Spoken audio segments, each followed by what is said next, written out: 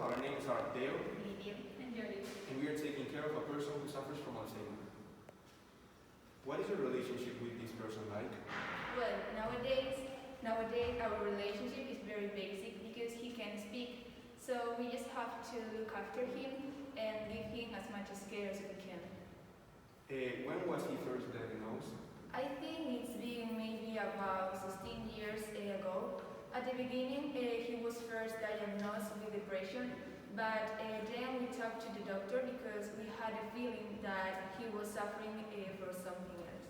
How did you feel when this person was diagnosed? I felt very sad. It was devastating, the idea that my dad was suffering from Alzheimer. And it also was like a death sentence because in a way you are seeing your dad dying every day.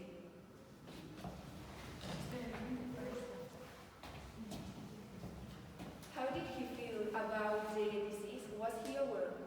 Well, he felt confused. We tried to explain to him that he had to be cared because he had a problem. It was difficult to explain what was happening to him, but we didn't mention the word Alzheimer. How was his first stage? How did you feel having to take after your relative? At the beginning, it was very chaotic because he didn't accept any help at all.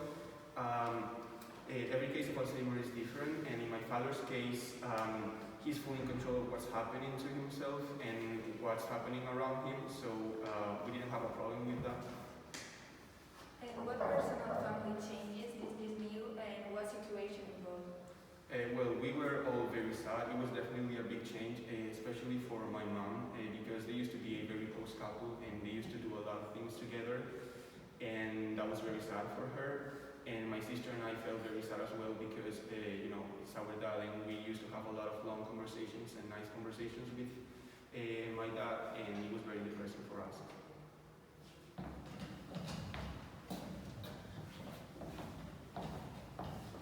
How's been the evolution of the disease well, since the first diagnosis?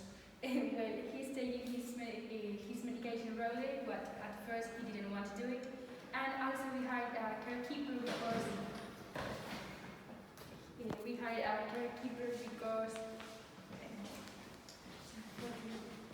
we hired a caregiver to look after him and make things easier.